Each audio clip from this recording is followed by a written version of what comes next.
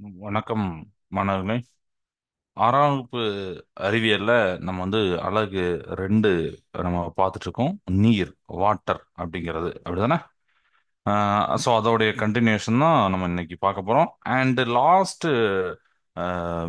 10 minutes பார்த்தீங்கன்னா நம்ம first unit one one word test அது ஆல்ரெடி போன கிளாஸ்ல என்ன சொல்லியிருந்தேன். சரிங்களா? ஸோ அதை ஞாபகம் வச்சுக்கோங்க. Last 10 minutes 1 mark test, first யூனிட்டோடைய டெஸ்ட். ஓகே. ஸோ இன்னைக்கு நம்ம நீர்ல பார்க்கக்கூடிய டாபிக் பார்த்தீங்கன்னா நீரின் இயல்பு, that is composition of water அப்படின்னு சொல்லியிருப்பாங்க. நீருக்கு அஹ், என்ன இயல்பு இருக்கும், என்ன இயல்பு இருக்கும்? யோசிச்சு பாருங்க.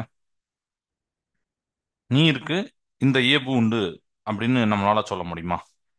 என்னெல்லாம் அப்படி இருக்கும் அப்படின்னு நீங்க நினைக்கிறீங்க? அதாவது கலர் உண்டா?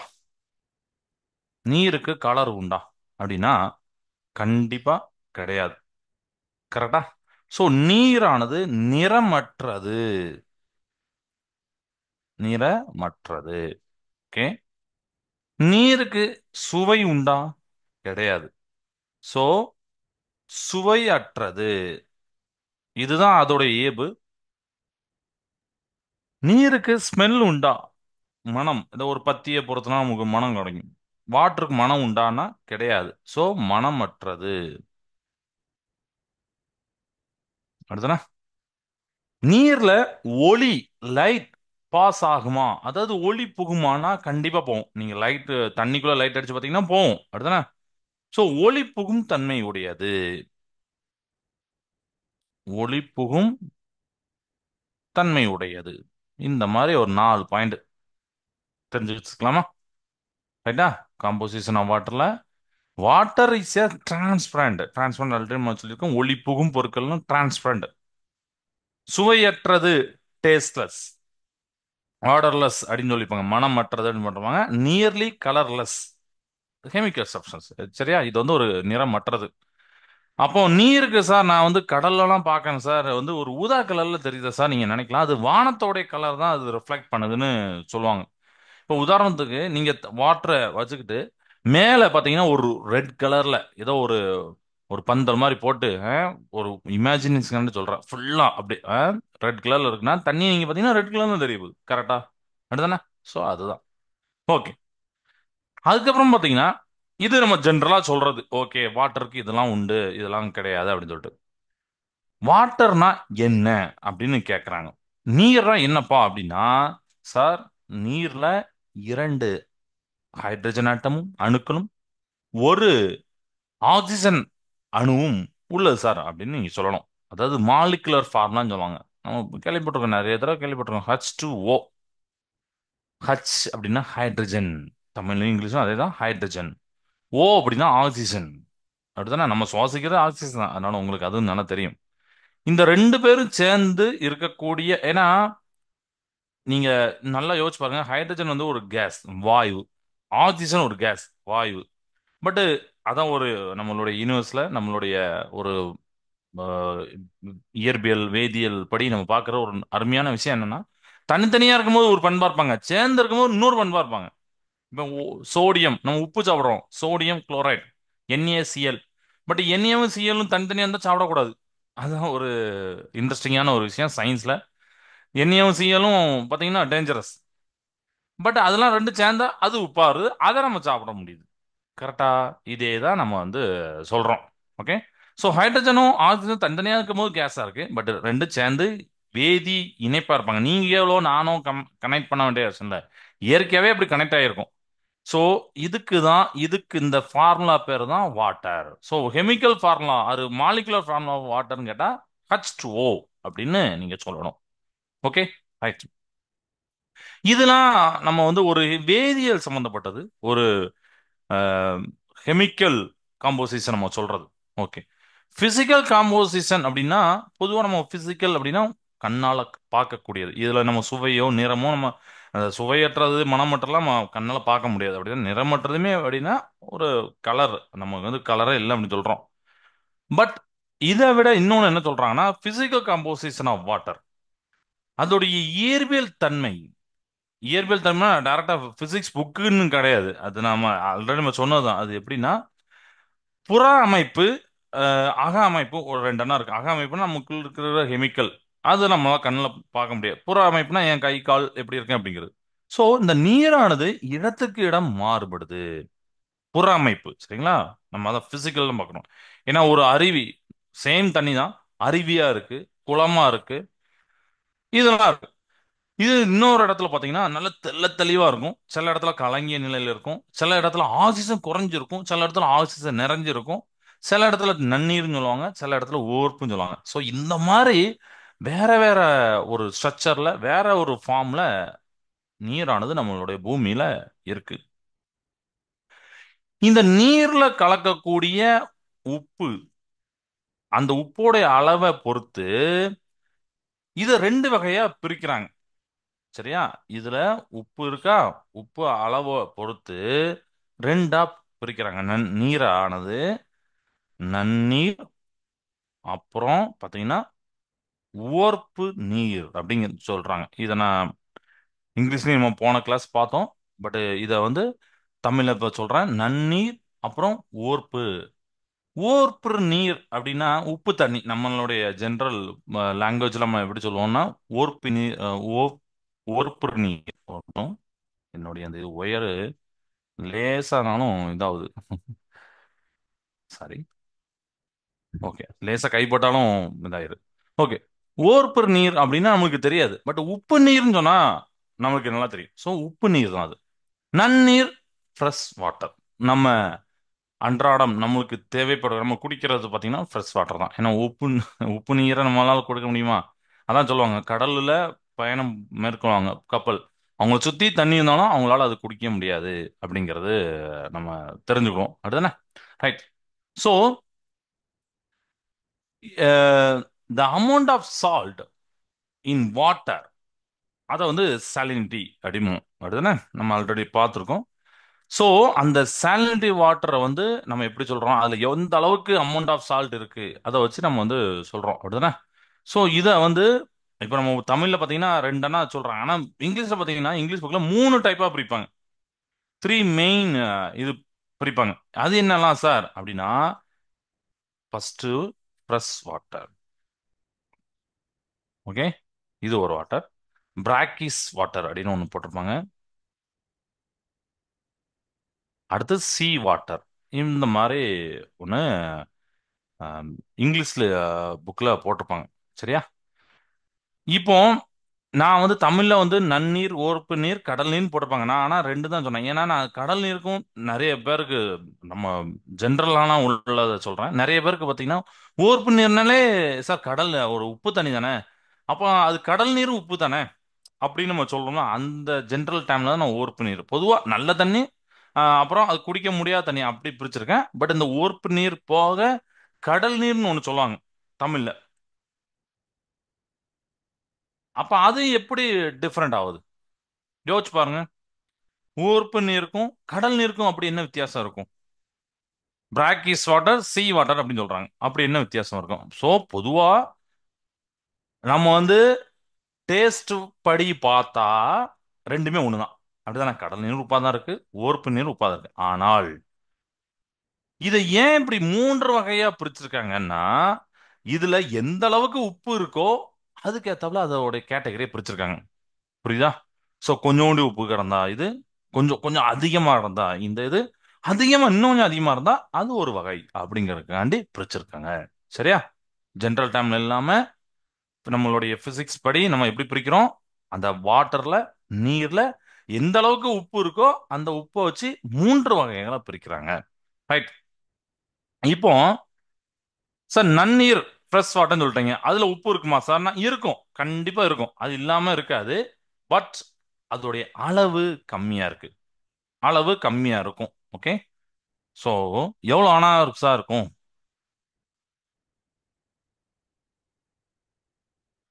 நன்னீர் அப்படின்னு பார்த்தீங்கன்னா ஒரு அப்ராக்சிமேட் தான், எல்லாமே அப்ராக்சிமேட் தான். நன்னீர்ல ஒரு கிட்டத்தட்ட 0.05% தொடங்கி ஒரு 1% வரைக்கும் உப்புகள் இருக்கு, குறைந்திருக்குங்க. லைசா. ஓகே. ரைட்டா. ஸோ நன்னீர் ஃப்ரெஷ் வாட்டர் அப்படிங்கறத சொல்றதுல அதுல அதுலயும் சால்ட் இருக்கும். So it contains 0.05% to 1% salt. இப்படி இருந்தா அது ஃப்ரெஷ் வாட்டர். இப்போ கிளியர் ஆயிட்டா? ஓகே.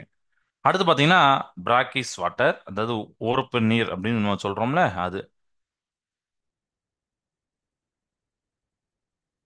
இதுல இதுலயும் சால்ட் இருக்கு, பட் இதை விட இன்னும் கொஞ்சம் அதிகமா இருக்கு.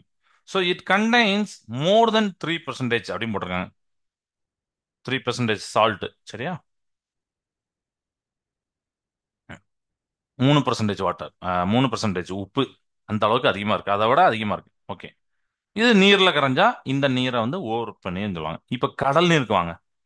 கடல் நீர் அப்படிங்கிற அந்த சீ வாட்டர் கண்டிப்பா அது எப்படி இருக்கும் பாத்தீங்கன்னா, கடலில் 3%க்கு இது வந்து ஒரு கிரேட்டர் தன் 3% போடுறத விட ஒரு அப்ராக்சிமேஷன் அப்படி போட்டுரும். ஏன்னா இதுக்கு நம்ம கிரேட்டர் தன் அப்படின்னு போட்டுருவோம்.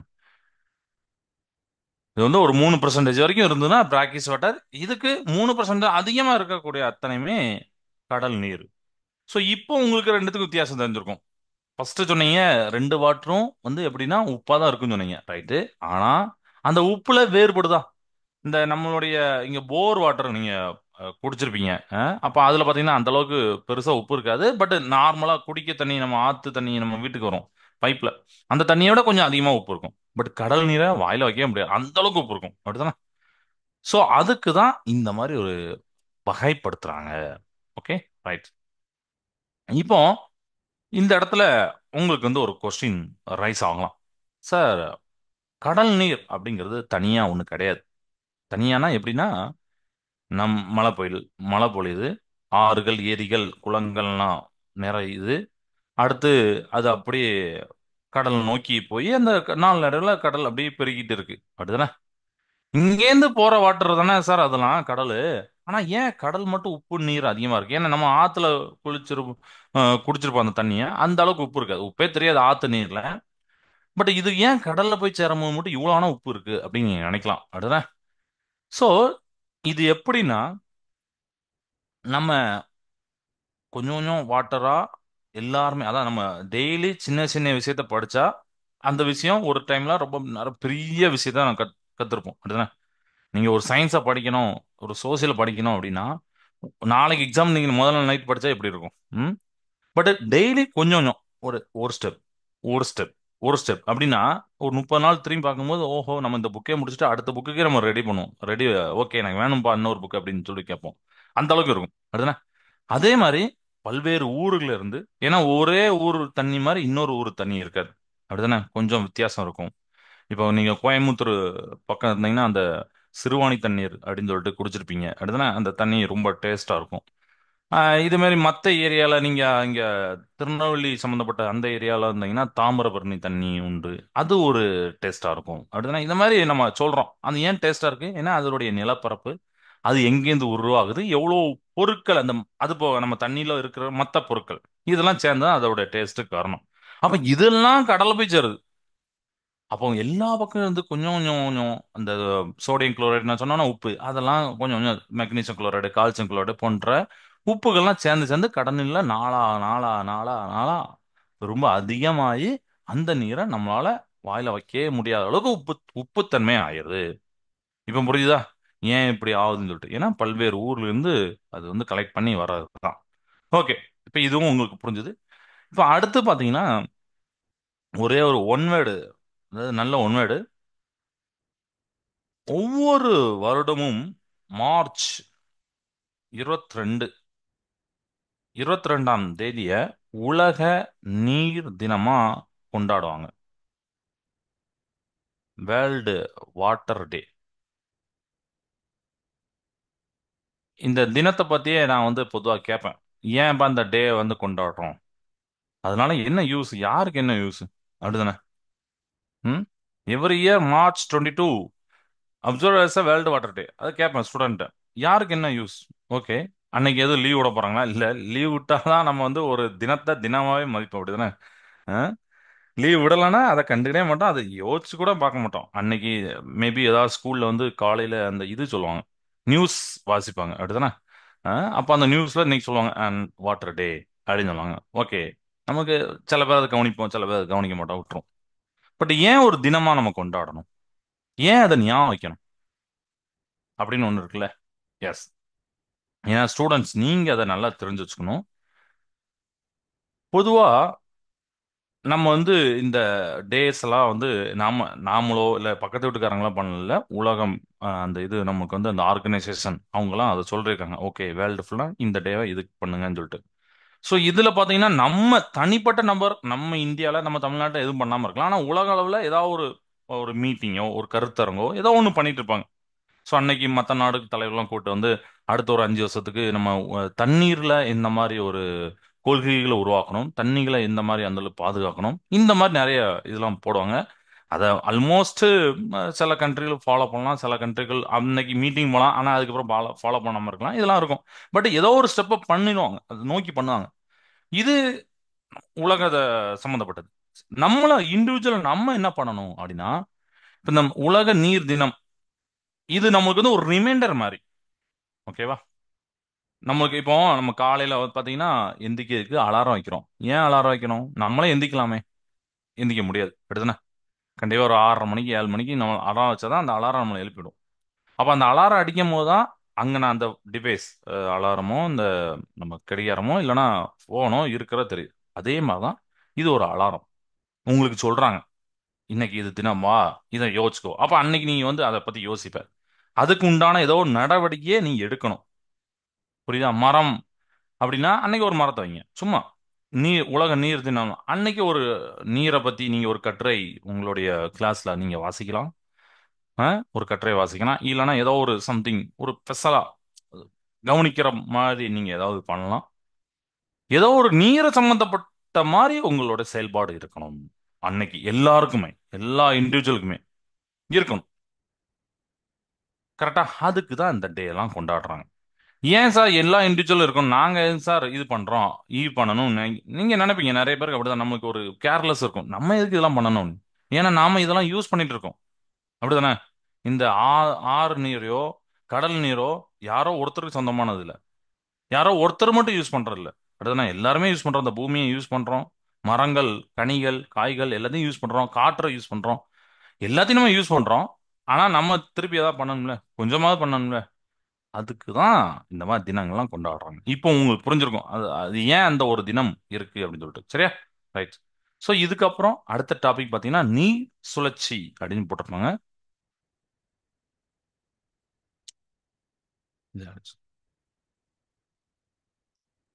Water cycle. ஏன்னா நீர் சுழற்சி ஆனாதான் நம்மளுக்கு வந்து எல்லா ப்ராசஸுமே ஒழுங்கா நடக்கும். அதாவது மழை பொழியுது, விவசாயம் செழிப்படையுது, கடல் நீர் இருக்கு. கடல் நீரும் முக்கியம். உலகத்துல கடல் நீரே இருக்கக்கூடாதுன்னு நினைக்காதீங்க, கடல் நீரும் முக்கியம். ஏன்னா அது இல்லைன்னா இந்நேரம் பூமியோட டெம்பரேச்சர் எக்கச்சக்கமா ஏறிடும். அப்படின்னா கடல் நீர்ல தான் பார்த்தோன்னா நம்ம நிலத்துல வாழக்கூடிய உயிரினங்களோட கடல்ல வாழக்கூடிய உயிரினங்கள் அதிகம். அப்படிதானே? ஸோ அது வந்து இம்பார்ட்டண்ட்டான ஒரு ரோல். ஏன்னா நிறைய பேர் அதையும் நினைக்கலாம், கடல்லாம் ஏன்ப்பா இருக்கு அப்படின்னு சொல்லிட்டு. ஸோ அதுக்கு சொல்றேன். ஸோ இது ஒரு சுழற்சி, நீர்ல நடக்கக்கூடிய சுழற்சி. ஆனா நீங்க இயற்கையை பத்தி, நேச்சரை பத்தி படிக்கும் போது உங்களுக்கு இன்னொரு விஷயம் என்ன தெரியும்னா, நீர் மட்டும் இல்ல, எல்லாமே ஒரு சுழற்சியா தான் நடந்துட்டு இருக்குன்னு தெரியும். இயற்கை என்னைக்குமே ஒரு சுழற்சி, அந்த சைக்கிள் பண்ணிட்டே இருக்கும். இப்போ உதாரணத்துக்கு 2024 முடிஞ்சு 2025 அப்படின்னு நம்ம ஒரு கேலண்டர் கொடுக்குறாங்க. நம்மளுடைய தமிழர்கள், நம்மளுடைய இந்தியர்கள் என்ன பண்ணுவோம்னா, அந்த சூரியனுடைய திசையை வச்சு சூரியனை வந்து அப்படியே ஒரு சுத்தி சுத்தி வருது, அப்புறம் திருப்பி ஆரம்பிக்கிற ஒரு இது நம்ம ஒரு நியூ இயர் புத்தாண்டா நம்ம கொண்டாடுவோம். அப்படிதானே? அஹ் ஏன்னா கிரிகோரியன் கேலண்டர், அப்புறம் ஜூலியஸ் ஜீசர் அவர் தான் அந்த ஜனவரி ஒன்னெல்லாம் வந்து கேலண்டர் ஃபர்ஸ்ட் மாசமா அவர் தான் வந்து பண்ணாரு. ஜூலியஸ் சீசர் அந்த இதெல்லாம் அதெல்லாம் நீங்க கேலண்டர் பத்தி படிக்கும்போது தெரியும். ஜானூஸ்ங்கிற ஒரு இதை பத்தி சிறப்பிக்க அந்த மாதத்தை வந்து இது பண்ணாரு. Okay, right. ஸோ அப்போ இந்த உலகத்துல, இந்த இந்த பூமியில, இந்த இயற்கையில பார்த்தீங்கன்னா எல்லாமே சுழற்சியில தான் நடக்கும். ஸோ வாட்டர்லயும் சுழற்சி நடக்குது. பட் இந்த சுழற்சி என்ன அப்படின்னு பார்த்தீங்கன்னா, நம்மளுடைய எர்த்துல இப்படி வாட்டர் இருக்கு. இந்த வாட்டர் எவாப்பரேட் ஆகுது. தமிழ்ல பார்த்தீங்கன்னா ஆவியாது. ஆவியாகி நம்மளுடைய வளிமண்டலத்துக்கு அது செல்லுகிறது. வளிமண்டலத்தில் செல்லும் போது நாளாக நாளாக கொஞ்சம் குளிர்ந்து, ஏன்னா இங்க நம்மளோட பூமியோட நிலப்பரப்பு பக்கத்துல பாத்தீங்கன்னா கொஞ்சம் ஹீட் அதிகமா இருக்கும். போக போக போக அந்த ஹீட் கொஞ்சம் கம்மியா இருக்கும். ஸோ அங்க மேல பாத்தீங்கன்னா கொஞ்சம் நாளாக நாளாக குளிர ஆரம்பிக்கும். ஸோ குளிர ஆரம்பிச்சோடனே அப்படியே மேகங்களா அது வந்து அப்படியே ஒரு ஃபார்ம் ஆகுது. மேகம் அப்படியே மட்டும் ஃபார்ம் ஆயிட்டே இருக்குமா? இல்ல. கொஞ்ச நாள் அந்த மேகமோடைய அந்த வெயிட், கனம் அதிகரிக்கும் போது, கனம்னா என்னன்னா அதுல வாட்டர் கண்டென்ட், நீர் அதிக அளவு இருந்ததுன்னா அதான் கணம் அப்படின்னு சொல்லுவாங்க. சரியா? சோ அது இருக்கும்போது திருப்பி அந்த கணம் தாங்க முடியாம, நம்ம புரிய கண்டு என்ன சொல்றேன், கணம் தாங்க முடியாம நீர் மழையாக பொழிகிறது. அவ்வளவுதான், சிம்பிளான ப்ராசஸ் தான். அப்படிதானே? இந்த water on the earth evaporates into atmosphere. ஏன் எதனால அட்மாஸ்பியர் போகுது? ஏன்னா because of heat of the sun. அப்படிதானே? சன்னுடைய ஹீட் இருக்கனால எவாப்ரேட் ஆகுது. அந்த வாட்டர் போனோடனே, water vapour actually water water vapour மாறினோடனே அட்மாஸ்பியர் போகுது. அட்மாஸ்பியர் போனோடனே மேகங்களை உருவாக்குது, க்ளவுட்ஸை உருவாக்குது. From the clouds, water falls on earth in the form of rain or snow. இந்த ப்ராசஸ் வந்து வாட்டர் சைக்கிள்மாங்க. இது வந்து by this natural process water gets renewed அப்படின்னு போட்டிருப்பாங்க. Water gets renewed. அப்படிதானே? ஏன்னா ரினியூ பண்ணி ஆகணும். இதெல்லாம் நம்ம ரினியூ பண்ணாம இருந்தா நாம மட்டுமா யூஸ் பண்ணுவோம், அடுத்தடுத்த ஜென்ரேஷன் யூஸ் பண்ண முடியாம ஆயிரும். ஸோ இயற்கையே அதை வந்து ரினியூ பண்ணுது. சரியா? இந்த இயற்கை நிகழ்வின் மூலம் நீரானது தூய்மையாக்கப்படுகிறது. மழை இந்த மாதிரி பொழிஞ்சு திருப்பி அந்த ப்ராசஸ் திருப்பி திருப்பி ஸ்டார்ட் ஆயிட்டு இருக்கு. இதனால தான் நம்ம நீர் சுழற்சிமோ. இது வந்து ஒரு தொடர் நிகழ்வு. ஓகேவா? இந்த தொடர் நிகழ்வுல அவங்க வந்து ஒரு மூணு இது நிலைகளை சொல்றாங்க. அந்த நிலைகள் என்னென்ன அப்படின்னு சொல்லலாமா?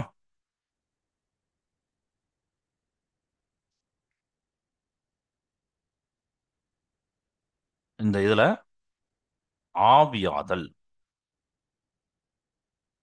நம்ம ஆல்ரெடி போன டைம்ல ஒரு சிமுலேஷன் பார்த்துருப்போம். உங்களுக்கு தெரியும் இந்த ஆவியாதல், ஆவி சுருங்குதல் அப்படின்னு சொல்லிட்டு. ஸோ அது ஞாபகம் வச்சுக்கோங்க. ஆவி சுருங்குதல், அப்புறம் ஃபைனலா மழை. மழை நீர் அதோட இம்பார்ட்டன்ட் நமக்கு தெரியும். அதோட இம்பார்ட்டன்ட் அந்த காலத்துல தெரிஞ்சனால தான் திருவள்ளுவர் அந்த நீரை பத்தியும் மழையை பத்தியும் நிறைய எழுதியிருப்பாரு. அப்படிதானே? நீரின்றி அமையாது உலகுலாம் சொல்லியிருப்பாரு. நீர் இல்லைன்னா உலகே இருக்காது. சரியா? சோ இந்த மூன்று நிலைகள் இருக்கு. இந்த நீர் சுழற்சினை நாம் ஹைட்ராலஜிக்கல் சுழற்சி அப்படிங்கிறத ஒரு வார்த்தையால சொல்றாங்க. இதை வந்து இன்னொரு சுழற்சின்னு சொல்லுவோம். நீங்க ஹையர் கிளாஸ்ல அந்த வார்த்தையை படிப்பீங்க. இந்த சுழற்சியை ஹைட்ராலஜிக்கல் சுழற்சி, அதாவது ஹைட்ராலஜிக்கல் சைக்கிள். ஆவியாதல், எவாப்ரேட்ஸ். எவாப்ரேட்ஸ்னா இப்ப ஆல்ரெடி நம்ம பார்த்ததுதான். சூரியன் கதிர்கள் அவன் பூமியில வெப்பப்படுத்துது. அப்போ அவன் பூமி மேல இருக்கக்கூடிய அந்த தண்ணீர் வந்து எவாப்ரேட் ஆகுது, ஆவியாகுது. So evaporation. அதுக்கப்புறம் பார்த்தீங்கன்னா அந்த ஆவி நம்மளுக்கு வந்து என்னது, அட்மாஸ்பியர் போய் அந்த சுருங்குது. ஸோ அது ஆவி சுருங்கு கண்டென்சேஷன் அப்படின்னு சொல்லுவாங்க. And precipitation. ரைட்டா? மழை பொழிவு அதான் precipitation அதெல்லாம் சொல்லியிருப்பாங்க. Evaporation, condensation and precipitation. It is called hydrological circle. Okay, right. So இதில் எவாப்ரேஷன் வந்து நம்ம ஓசோன் லேக்ஸ் பாண்ட்ல இருந்து போகுதுன்னு சொல்லிட்டோம். இந்த கண்டென்சேஷன் திருப்பி நான் சொல்றேன். இந்த ஆவி சுருங்குதல் அப்படிங்கிற கண்டென்சேஷனை water vapour which enters the atmosphere by evaporation moves upward with the air, gets cooled and changes into tiny water droplets that form clouds in the sky. இது நம்ம சொன்னதுதான். அது அவங்க வந்து திருப்பி நம்ம புக்கில் உள்ள மாதிரி திருப்பி ஒரு வாட்டா ரீட் பண்ண. ம் ஆவியாதல் அப்படிங்கிறது தெரியும். ஆனா ஆவி சுருங்குதல் என்னன்னா ஏதோ பேர் புதுசா இருக்குன்னு நினைச்சக்கூடாது. நம்ம முன்னாடி படிச்சிருக்கோம் போன டைம்ல. நீங்க இந்த ஆவி நீராவி வளிமண்டலம் சென்று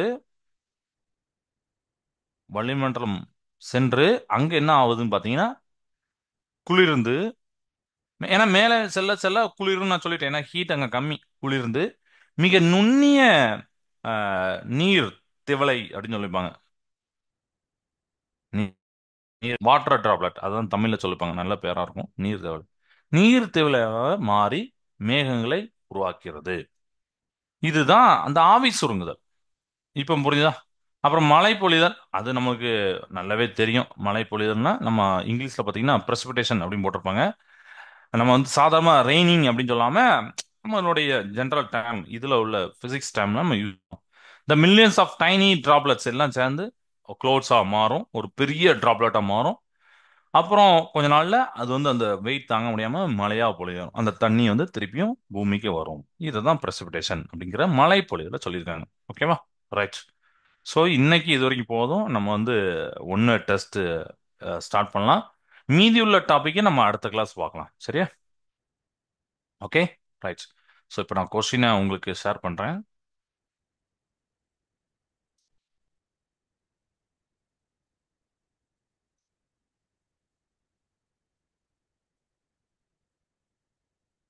கொஸ்டின் தெரியும்னு நினைக்கிறேன். சப்போஸ் தெரியலனா நீங்கள் மெசேஜ் பண்ணிடலாம். ஸோ டைம் த்ரீல நமக்கு இன்னைக்கு தான் first test. Sixth science 1 mark test, first unit magnetism காந்தவியல் அப்படிங்கிற அந்த யூனிட். நீ டேட்டை போட்டுக்கோங்க, 25/1/2025. ஸோ ஃபர்ஸ்ட் கொஸ்டின், ஒவ்வொரு கொஸ்டினுக்கும் நியர்லி 1 மினிட்ஸ் தரேன். ஓர் ஆஃப் மேக்னட்ஸ், காந்தத்துடைய தாது பெயர் என்ன? காந்தத்தின் தாது பெயர்.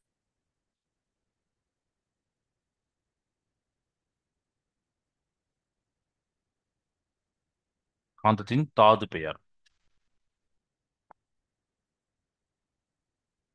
ஓர் ஆஃப் மேக்னட்ஸ் அப்படிமாங்க. மேக்னட்னா என்ன தெரியும், ஆனால் அதோடைய ஓர் ரொம்ப ரொம்ப முக்கியம். நான் நடத்தும் போது நிறைய தடவை சொன்னேன். ஸோ அதான் ஒன்னோட கேட்டிருக்கேன். அடிக்கடி கேட்கக்கூடிய ஒன்னோடு. ஓகே. ரைட். ஸோ இப்போ நம்ம நெக்ஸ்ட் கொஸ்டின் அப்படியே போகலாம். ரெண்டாவது கொஸ்டின் போகலாம். சப்போஸ் எந்த கொஸ்டினா தெரில, ஸ்ட்ரைக் அந்த ஸ்க்ரீன் வந்து ஸ்டக் ஆயிட்டு அப்படின்னா நீங்கள் மெசேஜ் பண்ணுங்க, சேட் பண்ணிடுங்க. Second, a freely suspended magnet always comes to rest in dash. தடையின்றி தொங்கவிடப்பட்டுள்ள காந்தமானது எப்பொழுதும் டேஷ் திசையில் ஓய்வு நிலைக்கு வரும். தமிழ் இது, இங்கிலீஷ் அது. ஸோ எந்த டைரக்ஷன்ல ரெஸ்ட்டுக்கு வரும் அப்படிங்கிறத நீங்க எழுதணும். தடையின்றி தொங்க விடப்பட்டுள்ள காந்தமானது எப்பொழுதும் எந்த திசையில் ஓய்வு நிலைக்கு வரும். 1 மினிட் எடுத்துக்கோங்க.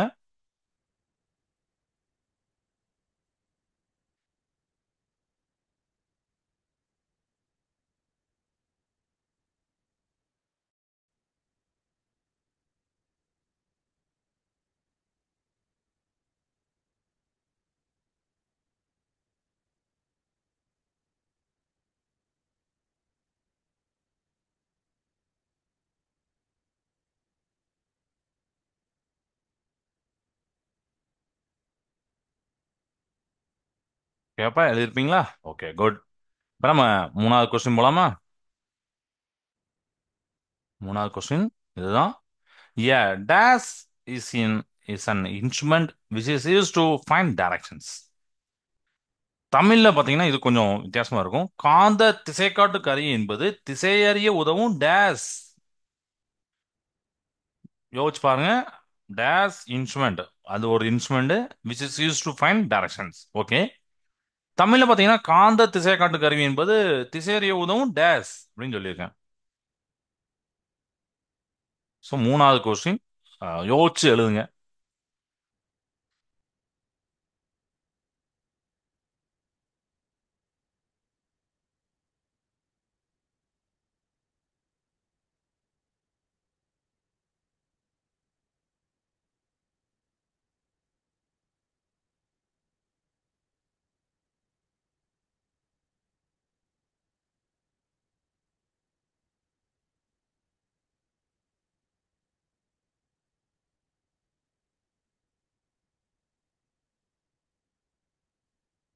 ஓகே. ஸோ டைம் முடிய போகுது. ஓகே. ரைட். இப்போ நம்ம ஃபோர்த் கொஸ்டின் போலான்னு. People who made Marinus compass for the first time. அதாவது மாலுமி திசை காட்டும் கருவிகளை முதலில் செய்து பயன்படுத்தியவர்கள் யார்? அதாவது நீங்க வந்து பர்டிகுலர் நேம் கிடையாது, நம்மளுக்கு தெரியும். அதாவது ஐரோப்பியர்களா, சீனர்களா, அமெரிக்கர்களா, இந்தியர்களா அப்படிங்கிற மாதிரி. Okay.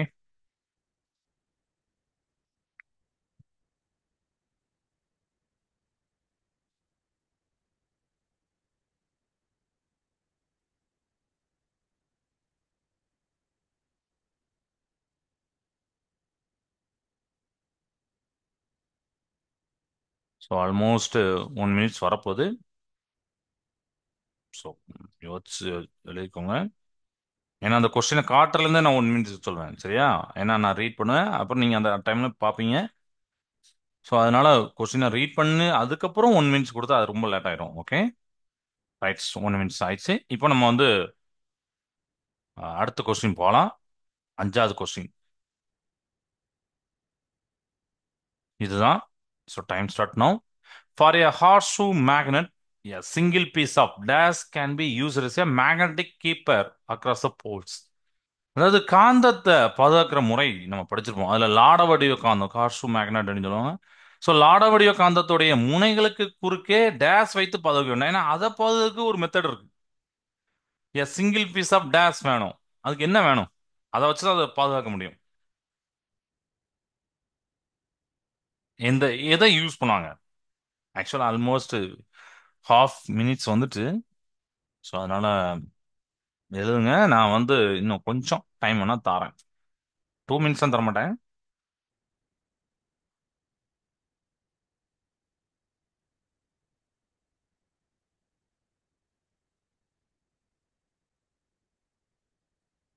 This is a 5th question, அப்படிதானே? ஓகே. ஸோ இதுக்கு time up. Okay, next question போலாம். 6th கொஸ்டின் ரொம்ப ஈஸியான கொஸ்டின் தான். Unlike poles dash each other, like poles dash each other. காந்தத்துடைய எதிர் எதிர் துருவங்கள் ஒன்றை ஒன்றை என்ன பண்ணும்? ஒத்த துருவங்கள் ஒன்றை ஒன்றை என்ன பண்ணும்? அதான். ஸோ சிம்பிளா கேட்டிருக்கேன். காந்தத்துக்கு எதிர் எதிர் துருவங்கள் டேஸ். அந்த ஆன்சர் மட்டும் எழுதினா போதும். ஒத்த துருவங்கள் டேஸ். அன்லைக் போல்ஸ் என்ன ஆன்சர் அது? With each other. Like poles dash each other. இதுக்கெல்லாம் 1 மினிட்ஸ் தான். அதனால கொஞ்சம், ஏன்னா இது ஈஸியாக தெரிஞ்ச கொஸ்டின் தான், ப்ளஸ் ஈஸியாக நீங்கள் எழுதலாம்.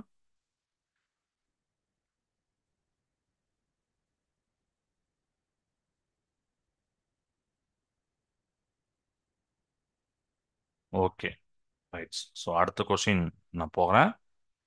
7வது question. The attractive force of the magnet is very large near the dash. காந்தத்து ஈர்ப்பு விசை இருக்கு, ஆனா காந்தத்திலையும் ஒரு இடத்துல அதோட காந்தத்தோட ஈர்ப்பு விசை அந்த இடத்துல காந்தத்தோட டேஸ் இதுல அதிகமா இருக்கும் கேட்டிருக்கேன். காந்தமே அட்ராக்ட் தான் ஆனா அப்படி கிடையாது. நம்ம அது படிக்கும் போது நான் சொல்லியிருந்தேன், காந்தம் ஃபுல்லும் அது நீங்க யோசிச்சு பாருங்க. அப்படி மைண்ட்ல யோசிச்சு பாருங்க என்ன நடக்கும் அப்படின்னு சொல்லிட்டு. நம்ம புக்ல அந்த பிக்சர் கூட இருக்கு.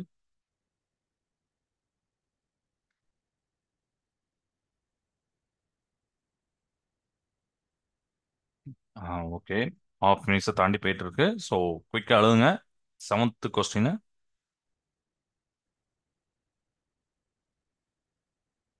Okay, rights. ஸோ அடுத்த கொஸ்டின் போலாம். 8வது கொஸ்டின்.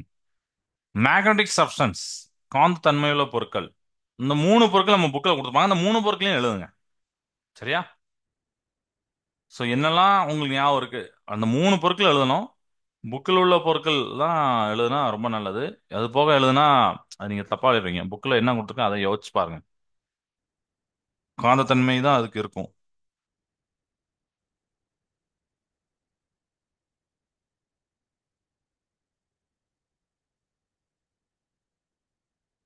இது வந்து புரியுற மாதிரி உங்களுக்கு கொஸ்டின் எடுத்திருக்கேன். அதாவது காந்தத்தன்மை உள்ள பொருட்கள் டேஸ் எனப்படும் என்றால் என்ன அப்படிலாம் கேட்காம சும்மா இது இந்த பொருட்கள் என்ன, நீங்கள் வந்து 3 எக்ஸாம் எழுத போறீங்க. ஓகே, அவ்வளோதான். ஓகே, 1/2 மினிட்ஸை தாண்டி போயிட்டு இருக்கு. 3/4 மினிட்ஸ் கிட்ட ஆயிடுச்சு. ஸோ குயிக் ஆளுங்க. 8வது கொஸ்டின் முடிச்சுட்டு நம்ம 9வது கொஸ்டின் போகலாம்.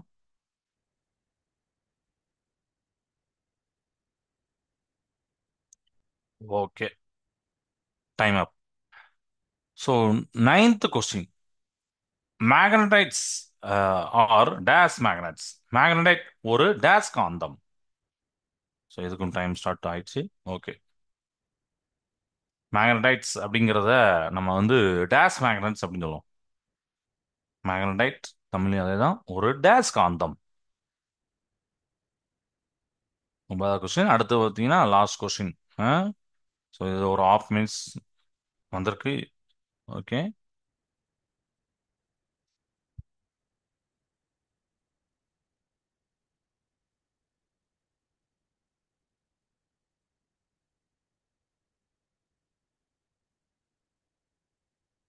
ஓகே. டைம் அப் ஆக போகுது. ஸோ குயிக்காக எழுதுங்க. எஸ். ஸோ இப்போ அடுத்த கொஸ்டின். 10th question. ரொம்ப ஈஸியான இது கொஸ்டின் தான். Magnets loose there properties if they are heated அப்படின்னு ஒரு கொஸ்டின் கேட்டிருக்காங்க. இது ட்ரூ ஆர் ஃபால்ஸா நீங்க சொல்லணும், அவ்வளவுதான். வித் ஆப்ஷனோட சொல்லணும். வெப்பப்படுத்தினால் காந்தம் அதன் காந்தத்தன்மையை இழந்து விடும். இது கரெக்டா தப்பா, சரியா தவறா?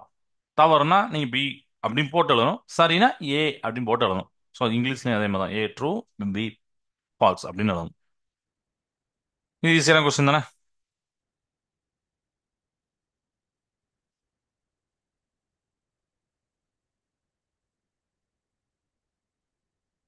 இது எழுதலாமா? ஓகே. கொஞ்சம் குயிக்காக இருந்ததுங்க கிளாஸை. அதுக்கப்புறம் நம்ம நேரம் எதுவும் டவுட்னா கேளுங்க. மீதி உள்ள டாப்பிக்கை நம்ம அடுத்த கிளாஸ்ல பார்க்கலாம், சரியா? ஸோ கிளாஸ் நிறைய செய்த. வாழ்க பாரதம், வெல்க தமிழகம். நன்றி, வணக்கம்.